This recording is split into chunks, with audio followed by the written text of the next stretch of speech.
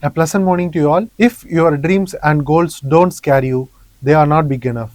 With this quote for the day, we welcome you all to the Civilspedia's daily current affairs analysis for the day of 20th of September. Before getting into the today's topic discussion, we just want to take a small moment to express our gratitude for your love and support through your subscription to the channel. And we also request your constant support through the channel through your subscription. If you haven't subscribed to the channel yet, please subscribe to the channel. And the list of topics for today's discussion, or the first topic is the Asteroid 2025 PN7, which is a recent discovery, and the second topic is the exercise Resolute Dragon and Typhon Missile System, which is also a cause of concern for China security, and the third topic is the Comptroller and Auditor General of India and the integration of AI-powered auditing mechanism, and the fourth topic is the Chabahar Port and also its strategic significance. And the fifth topic is the Prelims Focus, where we discuss UPSC Current Affairs, which are very relevant for our UPSC Prelims preparation. The first news article for today is from The Hindu, and this news article is about the recent discovery of an asteroid known as 2025 PN7, and it is also an Earth's quasi-satellite by the team of researchers. And what is the key information or the key facts from this news is the recent discovery of this asteroid known as 2025 PN7 has been confirmed its existence in September 2025, and it also has been recognized as the Earth's seventh quasi-satellite, and the orbital characteristics of this asteroid is of semi-major axis in nature with around 1.003 astronomical unit, which is very close to the Earth's astronomical unit. So we need to know that what is astronomical unit. It is the difference or the measurement of unit of distance between the center of the Earth to the center of the Sun. So we need to know that as it is near to the Earth's astronomical unit, it is classified as the semi-major axis, and the eccentricity, that is the deviation from the curvature or the curve path, will be around 0.108 curvature with slight deviation, and it is identified as slightly oval, and the inclination of this asteroid is around 2 degrees. And the recent discovery has been first spotted on August 2nd of 2025 by a separate telescope known as Pan-STARRS 1 from Hawaii. And there is a separate category of asteroids belong to a certain class. This Arjuna class asteroids has been named after a separate mythological character known as Arjuna from Mahabharata, and for categorizing this asteroids belong to this Arjuna category has been have a separate characteristics of semi-major axis. It needs to be in a semi-major axis with 0.985 to 1.013 astronomical units, and along with the low eccentricity and inclination. And I said earlier that this satellites or the asteroid has been also identified as the quasi-satellite, which having a separate characteristics of behavior, that the characteristics is involving such as it is not to be bound by the gravitation of Earth, that is not gravitationally bound to Earth, and it's primarily orbiting the Sun, not the Earth, but it has to be resonate or in 1:1 resonance with the Earth's axis, making it to be appear like hovering nearby the Earth.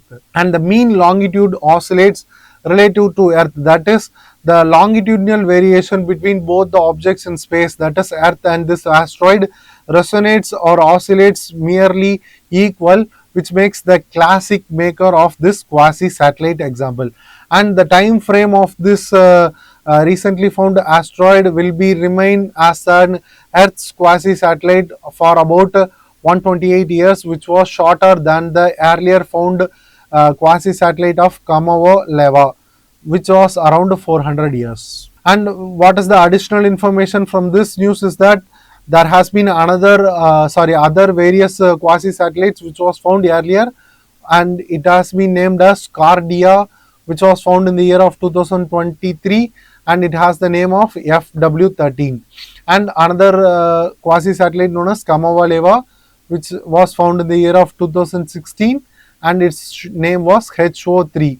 and another satellite in quasi-satellite in 2013, that is LX-28.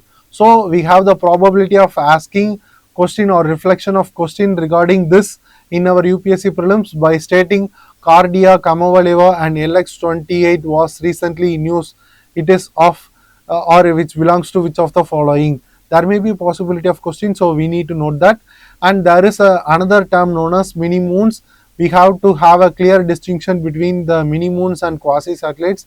So what is mini moons?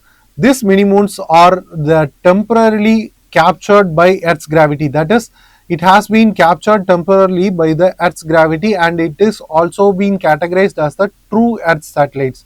So it is being temporarily captured by the Earth gravity, and it revolves around the Earth's gravity or the Earth's axis. So it is categorized as mini moons. But the quasi-satellites orbits around the sun but stay in resonance with the earth. So this is the basic distinction between mini moons and quasi-satellites. So there may be also a possibility of asking question regarding this also. And there is another term known as Arjuna belt, which is identified as the second asteroid belt near earth. As we know, there is a major asteroid belt between the axis of Mars and Jupiter.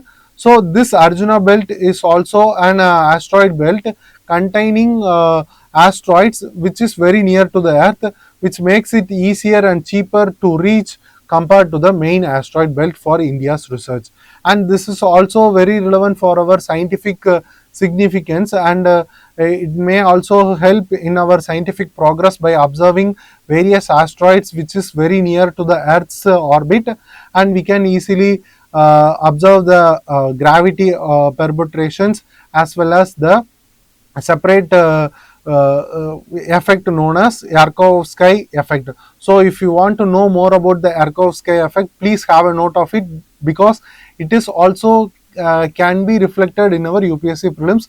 So please note about the Yarkovsky effect, which is nothing but the observation of asteroids with respect to their observation of insolation from the sun. Moving to the prelims practice question, which of the following correctly explains 2025 PN7 is called as quasi-satellite of Earth? So for a quasi-satellite, we have categorized some of the characteristics for its categorization, and the first statement is it revolves around Earth's moon like the moon, and the second statement, it revolves around the sun but remains in resonance with Earth's orbit. Third statement, it is temporarily captured by Earth's gravity for a fixed duration. And we have to be clear that they have asked about the quasi-satellite, and we have discussed about the mini moons in the earlier section. So it revolves around the Earth like a moon. So it is not at all categorized as moon. So the quasi-satellite is not categorized as true moons or moons. So the first statement will be incorrect. And the first statement and second statement are very similar in nature. It is the deceptive statement from the UPSC perspective that it revolves around the sun. Yes, it is correct. This quasi-satellite revolves around the sun but remains in resonance with the Earth's orbit. It is also correct. So the second statement was absolutely correct. It is temporarily captured by the Earth's gravity for a fixed duration. This characteristics is also incorrect because it is also the characteristics of mini moons. So the 2 only is the correct answer by eliminating the 1 and 2. Yes. With this, we move to the next topic. This article from The Hindu is about the concern of China towards the Typhon Missile System of USA and Japan. And what makes it in news? Because the Typhoon, which is a ground-launched missile system, which was recently showcased in Japan on September 2025 during the event of Exercise Resolute Dragon, which is an annual exercise between USA and Japan. And what makes the China a concern towards this missile system? That China has expressed their strong opposition towards this ground-launched missile system and urged the USA and Japan to withdraw this system and termed it as a threat to the regional security and stability. And what is this Typhoon missile system is of? It is a part of US Army's long range precision fires modernization portfolio. That it belongs to this modernization portfolio belongs to long range precision fires, and the composition of this missile system consists of the usage of Rayathan SM-6 missiles, which is a multi-role missile having the capability of anti-air, anti-ship terminal defenses, and also the involvement of the Tomahawk cruise missile, which is a long range precision, which used for long range precision strike. So we need to have a clear view about what is the difference between the cruise missile and ballistic missile. Please have a look at it. And the unique feature of this Typhon missile system, it has been originally devised as a naval missiles, but it has been modified lately as a ground launched missile system. So it has the unique feature that it has been modified for ground launching mechanisms, and the mobility of this Typhoon missile system is based on the truck based, that it has been moved from truck laden, and the trailer load system, that it was based on the trailer attached to the truck and can be deployed in the even in rugged positions, that it can be even deployed even in the rugged positions which is inconsistent in nature. And what is this exercise Resolute Dragon is of? It is the largest annual bilateral field training exercise. So we need to note the terms that it is the largest annual bilateral field training between what are the other two nations, between US Marine Corps, that is USA, and the Japan's self-defense forces. So there may be a possibility of asking question regarding this exercise Resolute Dragon is between what are the two nations. So we need to clear about that. It is between USA and Japan, and the involvement of the stakeholders in this exercise Resolute Dragon is of from USA sides, it is US Marine Corps, and the Japan side, it is Japan's self-defense forces. And the primary purpose of this exercise Resolute Dragon is to enhance the interoperability and amphibious operations, that is involvement of both marine as well as territorial army. It has the capability of doing that, and joint readiness and deterrence against regional threats. So it has the following features which involves this exercise Resolute Dragon, and the 2025th edition of this exercise Resolute Dragon including the showcasing included the showcasing of Typhoon missile system for the first time in the Japan. So it makes concern towards the China as a regional threat for its security. And what is the strategic significance of displaying or conducting this type of exercise in that Indo-Pacific region is that from the USA's and Japan's perspective, it enhanced the deterrence between the nations amid rising threats or concerns in the East Asian region. And from the China's perspective, it raises the risk of arms race between the nations in that region, and it also makes the heightened military confrontation in the Asia Pacific region.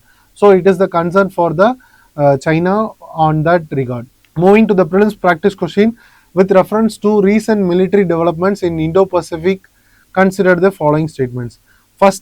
The first statement, the Typhoon missile system is truck-based launcher that enables ground deployment of naval origin missiles like SM-6 and Tomahawk. So the second statement, the Resolute Dragon exercise is a trilateral military drill involving the US, Japan, and the Philippines, primarily focusing on military defense cooperation.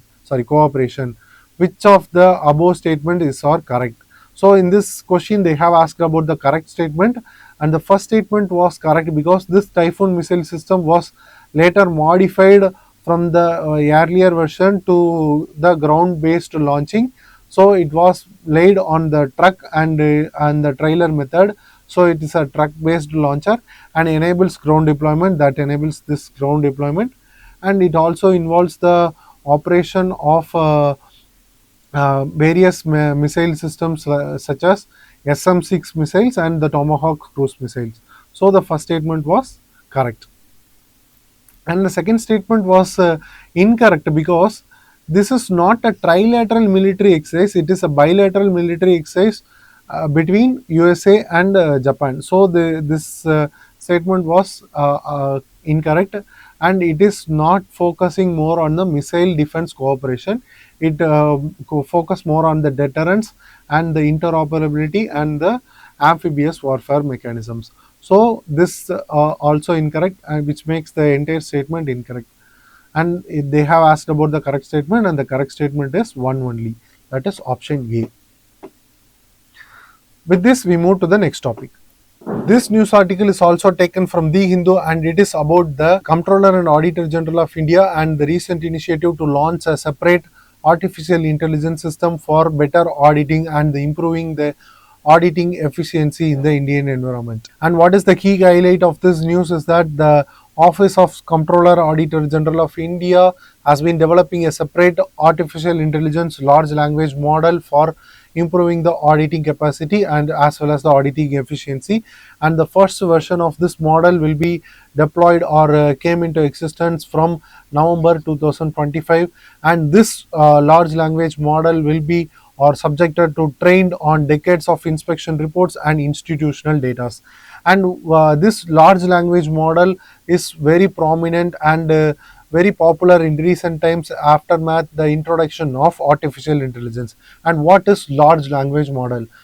Assume that you are a children with the age around 15 to 18. By if someone has provided you with the certain type of resources or books with certain types, you for your study purpose, and after acquiring certain knowledge from studying the material available with you, you will be able to do certain tasks, and you can easily accomplish the task without any difficulty. This is the basic concept that applicable to this artificial intelligence large language model. That this large language model is a set of resources or materials which is subjected to be trained by this artificial intelligence to acquire some knowledge on that particular field. So this large language model will be trained under this inspection reports and institutional data to make the artificial intelligence ecosystem more viable for its usage. And this type of large language model was subject to various type of audits for improving its capacity with respect to this audit in the Indian context. That it enables the digitization process between both the center and states, and the pilot projects of this audits has been conducted or subjected under various fields or mechanisms. That the GST receipt audit has been conducted through the SQL queries, which is standardized design, and the remote compliance audit has been conducted by this artificial intelligence large language model with respect to the stamp and registration department of Telangana, and the hybrid public works department audit has been conducted in the area with the subject to this artificial intelligence in the area of Haryana, and that is PRI audits, that is performance review institute audits via audit online in the area of West Bengal.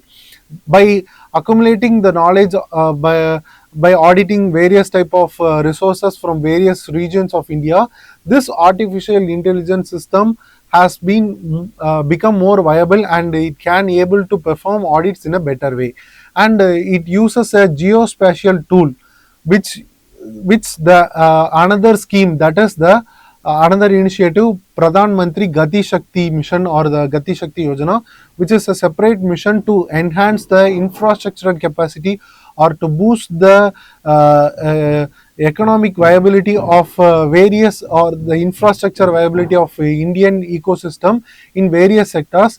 This Pradhan Mantri Gati Shakti mission is integrated into this artificial large language model for better viability. That this Pradhan Mantri Gati Shakti mission integrates various ministries programs under one portal, and this portal information using this geospatial information can be accessed by this artificial intelligence large language model for better auditing purpose. And moving to the Comptroller and Auditor General of India, as we discussed in the previous video in some date, this Comptroller and Auditor General of India is considered to be one of the bulwarks of the Indian Constitution, and it is a constitutional body.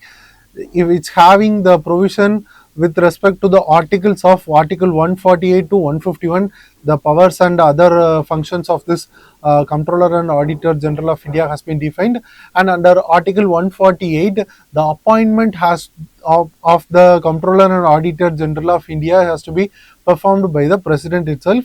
And the Article 159, it is the duties and powers of the Comptroller and Auditor General of India, and the Article 151 defines the reports to be provided by the Comptroller and Auditor General of India with respect to President and Governor, which in turn laid by the President either before the Parliament and Governor before the state legislature.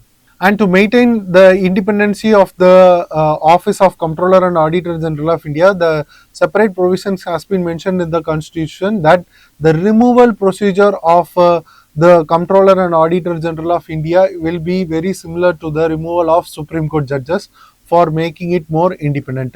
And the salaries has to be credited, or salaries has to be provided from the Consolidated Fund of India, and the conditions of other office, that is he is not further eligible for reappointment, or he cannot be able to practice either in the central government or in the state government after the expiration of its natural term. So these are all the conditions that ensures the independency of Comptroller and Auditor General of India by the Indian Constitution itself. And the primary function of this Comptroller and Auditor General of India is to audit the various reports and various accounts of union government and state accounts and other public sector undertakings and autonomous bodies who are getting funded by the either union government or state government. And the types of functions it involves, or it has the function with respect to financial matters, and it also need to monitor the compliance mechanism and performance valuation, that is performance audits for that is appropriation of money is equal to the implementation of activities. So that needs to also to be conducted by this Comptroller and Auditor General of India. And what are the limitations with respect to this position is that it is the body which can only provide reports, and there is no judicial powers or executive powers for its implementation of enforcement or legal directions, and there is no direct enforcement powers, that it has to rely only on the executive for the oversight of public accounts. And with respect to the global role, it has the India's Supreme Auditing Institute, that is the Comptroller and Auditor General of India, is also a member of International Association for Supreme Auditing Institution, and also the Asian region Supreme Auditor institutions. And moving to the prelims practice question, with reference to the Comptroller and Auditor General of India, consider the following statements.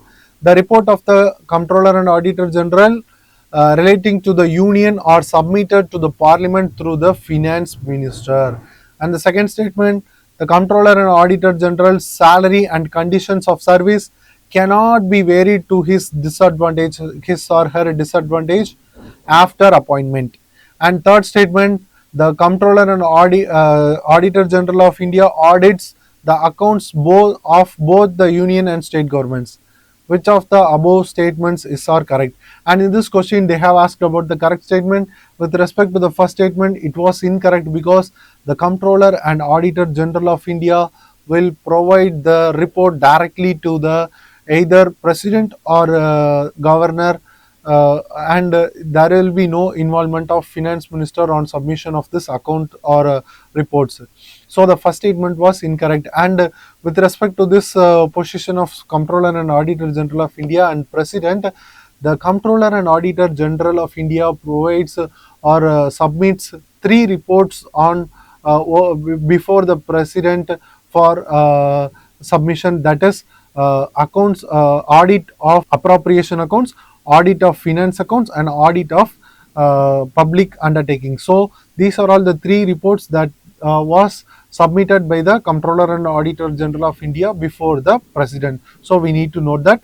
And the second statement, so the first statement was incorrect and the second statement was correct, because after the appointment of the position, or after the appointment, his service or his or her service cannot be varied to his disadvantage. To maintain the independency of this position, this provision has been inducted in the Constitution of India. So the second statement was correct. So by eliminating the first statement from the option, we can easily arrive at the answer that 2 and 3 will be the correct answer. And the third statement is also correct, because he has the power to audit the accounts of both union and state government, and with respect to the local audits, he can also audit the accounts of other authorities, that is the local bodies, on the request of either president or governor. So note that. So with this question, the answer will be option B, 2 and 3.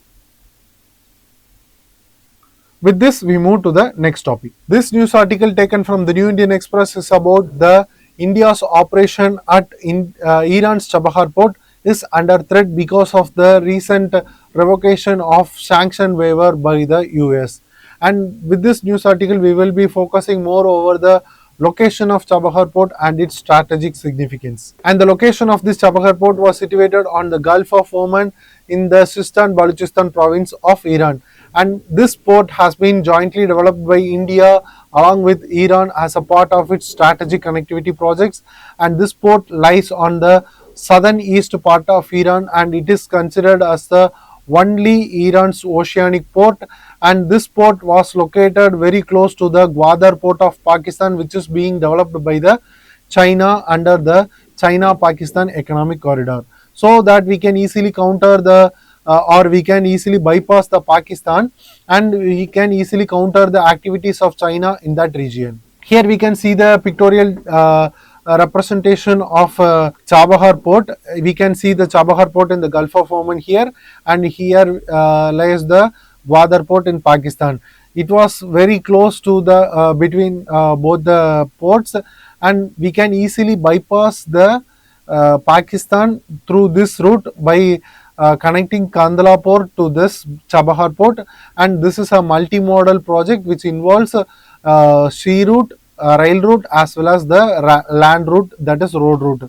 So even though we have the direct linkage or the border sharing between Afghanistan and India, we cannot able to access this route because of adverse terrain, and the climatic conditions is not viable for transportation or having trade linkage between Afghanistan, and we cannot able to easily access the Afghanistan either through air route, because we have to have the air access of Pakistan. So it will be the viable and most effective route of getting the trade between this Afghanistan as well as the Central Asian countries.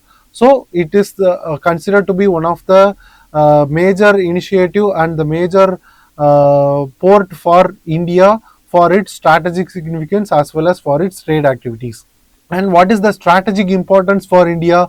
As we discussed earlier, India can easily bypass Pakistan by neglecting the air access as well as for the land access, and it also enhances the connectivity between the Afghanistan and Central Asian nations, and it also enhances the logistic developments between India and Iran and other Middle Eastern regions. And as Iran has been a major partner in the resource of energy, it can improve the enhancement of energy security in that operation, and it also counterbalance the Gwadar, that is the Gwadar port. And this Gwadar port is a part of China-Pakistan economic corridor, and it is also a part of necklace of pearls strategy of China. So we can easily counter it with this Chabahar port. And the regional role involves that India has a greater say and strong hold over the Middle Eastern region as well as from the Central Asian countries. So by establishing a certain port and we have the activity over there, will enhance the India's foothold over these regions, and it also enhances the stability over that region. And what are the key features of this Chabahar port is that it contains or it comprises two terminals, that is Shahid Kalantari and Shahid Beheshti, and India's Port Global Limited, that is IPGL, operates the certain terminal known as Shahid Beheshti, and the connectivity projects that as I said earlier, it is a multimodal connectivity. It involves the railway link from Chabahar to Sagadan, and it also has the highway link from Saranch to Dalaram. So it is a multimodal project which involves the sea route of uh, Kandala to Chabahar, and Chabahar to Sagadan is a railway route, and Saranch to Dalaram is a highway route. Moving to the question for this topic, there is a UPSC previous year prelims question which was asked in the year of 2017, and the question is, what is the importance of developing Chabahar port by India? Option A, India's trade with African countries will enormously increase. Option B, India's relation with oil producing Arab countries will be strengthened. Option C, India will not depend on Pakistan for access to Afghanistan and Central Asia. And option D, Pakistan will facilitate and protect the installation of gas pipelines between Iraq and India. And with this question, we can easily eliminate the first option, that is the involvement of trade between the African countries entirely, because it doesn't involve the involvement of African countries with respect to this Chabahar port, as it involves the establishment of trade linkage between the Asian, Central Asian countries as well as the focus over Afghanistan. So the first statement, first option we can eliminate, and the fourth option also we can easily eliminate, as Pakistan will not facilitate for the installation of gas pipelines, and it is in contrary with our ideology and as well as our national ideas. So the Pakistan will not facilitate this, so we can eliminate this option D. And option, we have to either confuse with option B or option D, as both are very relevant for with respect to the India. And this oil producing Arab countries relation with respect to this Chabahar port was incorrect, because it is not established for that purpose, and it doesn't mean to strengthen the relations between the Arab countries. So the option B is also incorrect, and the correct answer will be option C, that India will not be dependent over the Pakistan for the access to the region of Afghanistan and Central Asia. So the answer is option C. With this, we move to the prelims focus. The first topic of today's prelims focus is the Chhath festival, which was in news because India seeks the recognition of UNESCO for this festival, and this is a major type of Hindu festival dedicated for the worship of Surya, who is sun god, and Chati Maya.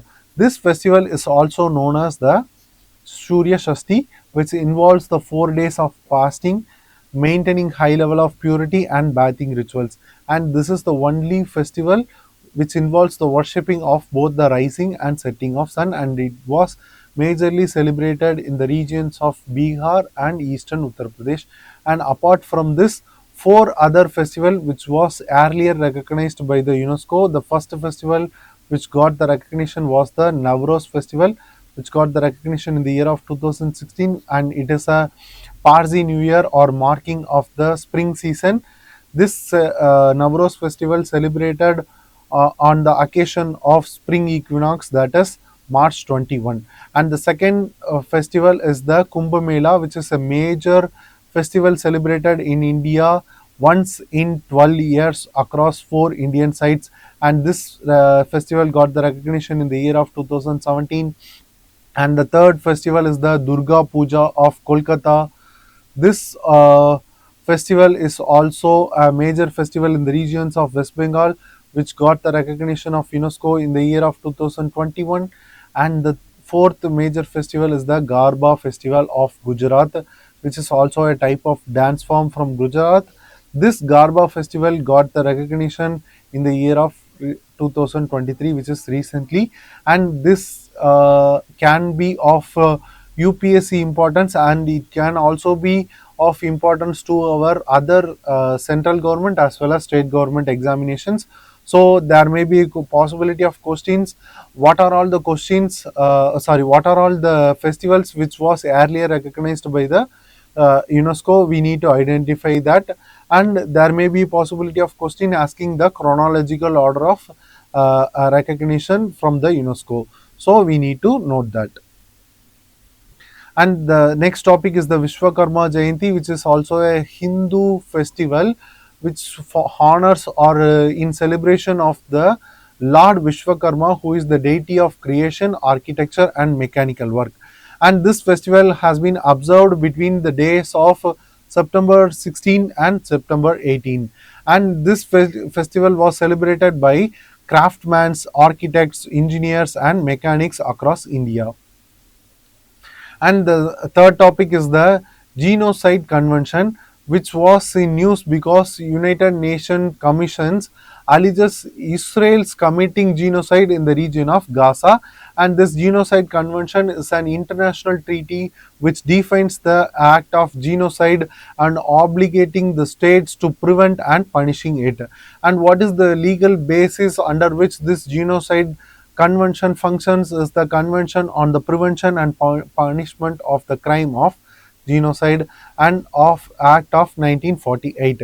This Genocide Convention defines or lists 5 acts as an act of genocide when the act done with the destruction intent of destruction to the part or a holistic manner, which involves the destruction of nation, ethnic groups, or the racial groups, and it also mean to be the destruction of religious groups, has been defined as an act of genocide under this convention.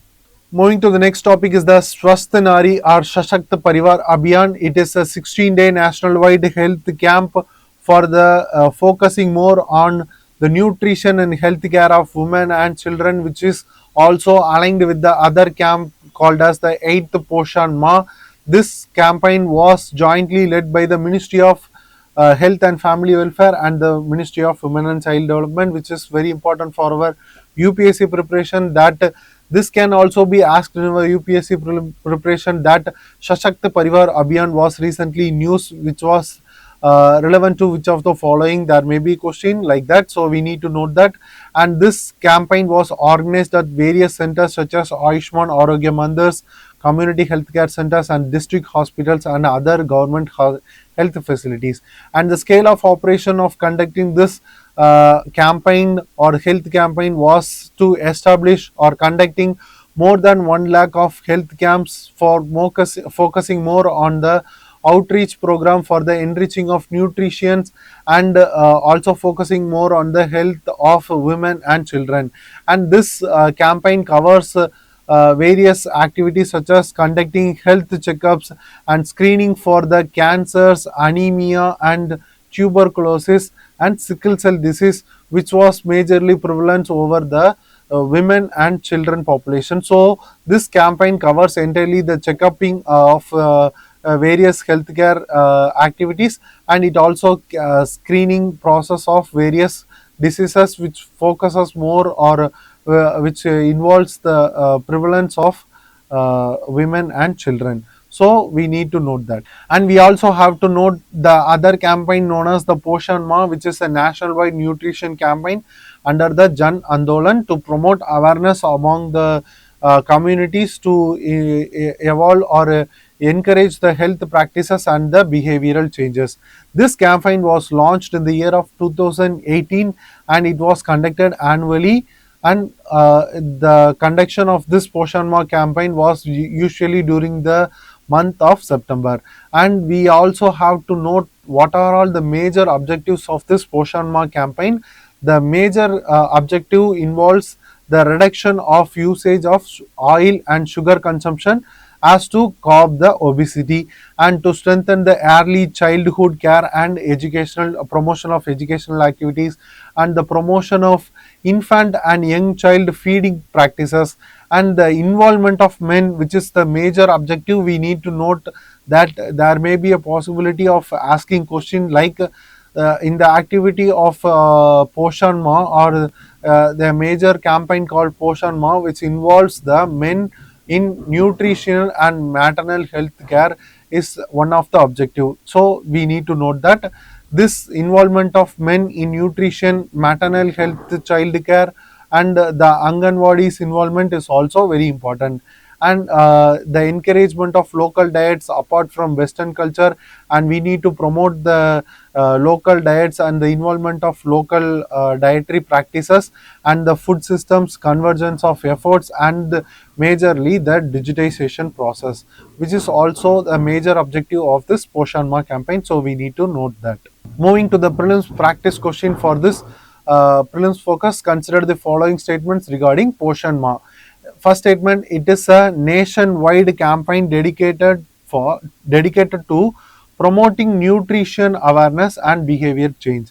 And the second statement: it is it is part of the Jan Andolan initiative under Poshan Abhiyan.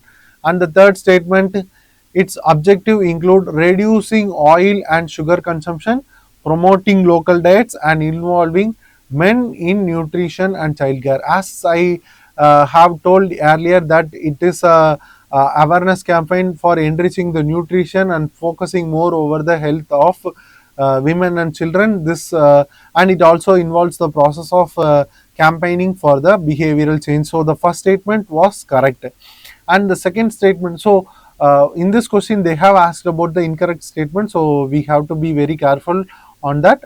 And the second statement is also correct, because as we discussed that it is a part of Jan Andolan initiative, and it is also under the initiative called the Poshan Abhiyan, which focuses more on the nutrition. So it will be of very importance.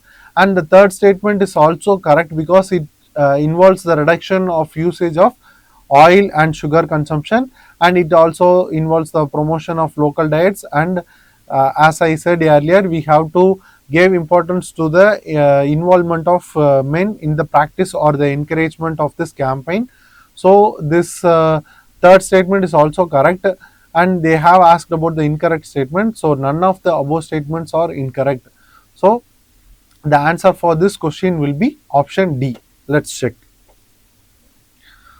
So with this, we came to the conclusion of this prelims focus session. Hope you guys like the video. Please share your positive comments and suggestions in the comment section given below, and share the video to your friends. Kindly subscribe to the channel and click the bell icon for receiving on-time notification. Thank you for the day. Have a good day.